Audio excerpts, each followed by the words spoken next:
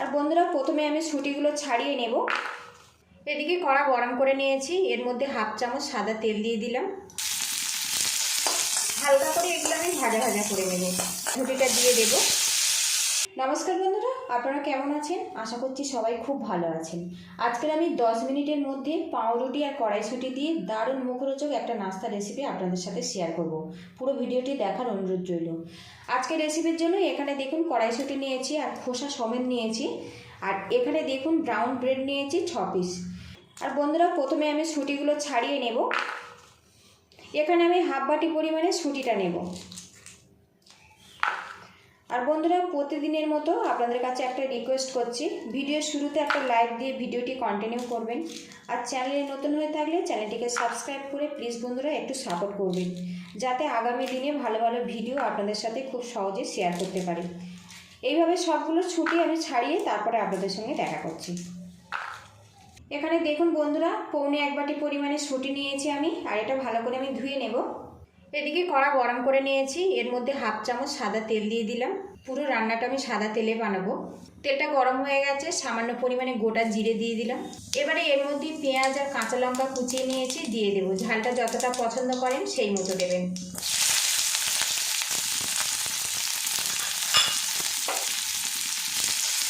হালকা করে এগুলো আমি ভাজা ভাজা করে নেব।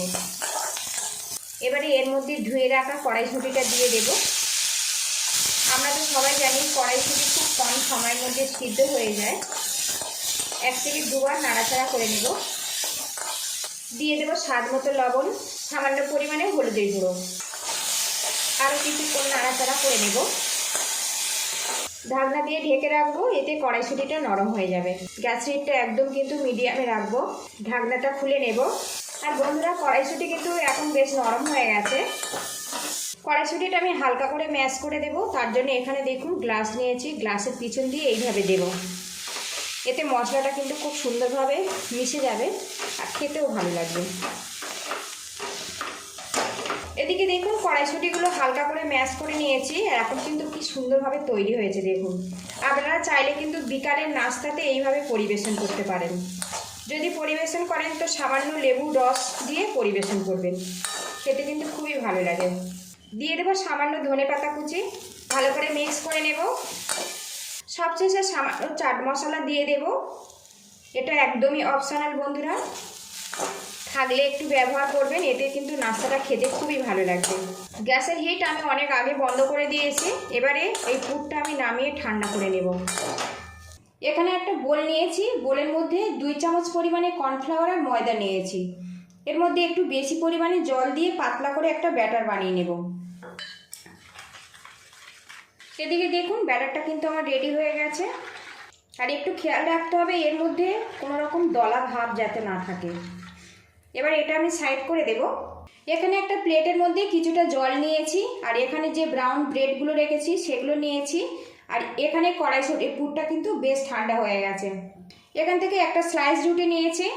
এবার এই জলের ওপরে হালকা করে এইভাবে ডুবিয়ে হালকা করে এইভাবে চেপে এক্সট্রা জলটা আমি বের করে দেব। খুব বেশি জল না থাকে সেদিকে কিন্তু খেয়াল রাখতে হবে বন্ধুরা। তো দেখুন রুটিটা কিন্তু আমি নরম করে নিয়েছি। এখান থেকে কিছুটা কড়াইশুঁটির পুর নিয়ে নেব। এটা খুবই হেলদি একটা রেসিপি বন্ধুরা। এই রেসিপিটা কিন্তু আপনারা ব্রেকফাস্টেও বানিয়ে দিতে পারেন, বাচ্চাদের স্কুল টিফিনেও দিতে পারেন, কিংবা অতিথি আপ্যায়নের জন্য বিকালে চা বা কফির সাথে এটা পরিবেশন করতে পারেন। এটা কিন্তু খেতে সত্যি খুবই ভালো লাগে আর খুবই টেস্টি। এখন বাজারে প্রচুর পরিমাণে কড়াইশুঁটি পাওয়া যাচ্ছে, সেটা আবার খুবই সস্তায়।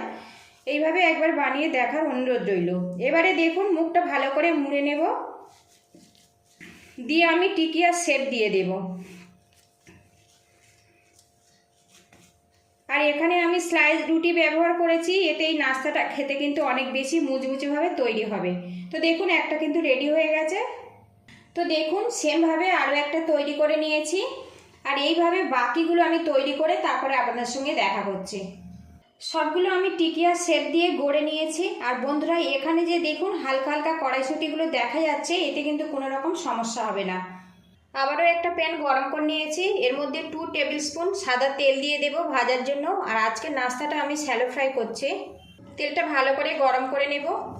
এখানে যে ময়দার মিশ্রণটা আমি রেডি করে রেখেছিলাম আর এখান থেকে একটা নাস্তা নিয়ে নিয়েছি।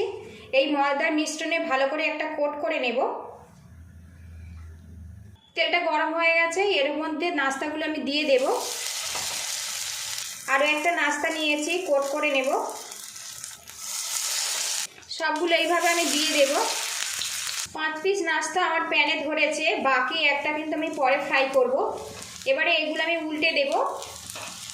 তো বন্ধুরা দেখুন কালারটা কত সুন্দরভাবে রেডি হয়েছে। এই নাস্তাটা খেতে কিন্তু খুবই ভালো লাগে।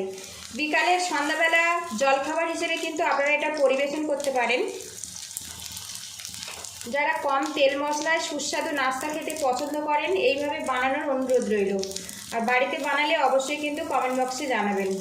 উল্টে পাল্টে একটু ফ্রাই করে নেব, এতে অনেক বেশি মুচমুচেভাবে তৈরি হবে। তো বন্ধুরা দেখুন কালারটা কত সুন্দরভাবে রেডি হয়েছে।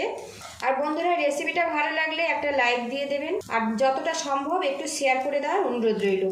চ্যানেলে নতুন হয়ে থাকলে চ্যানেলটিকে সাবস্ক্রাইব করে প্লিজ বন্ধুরা একটু সাপোর্ট করবেন।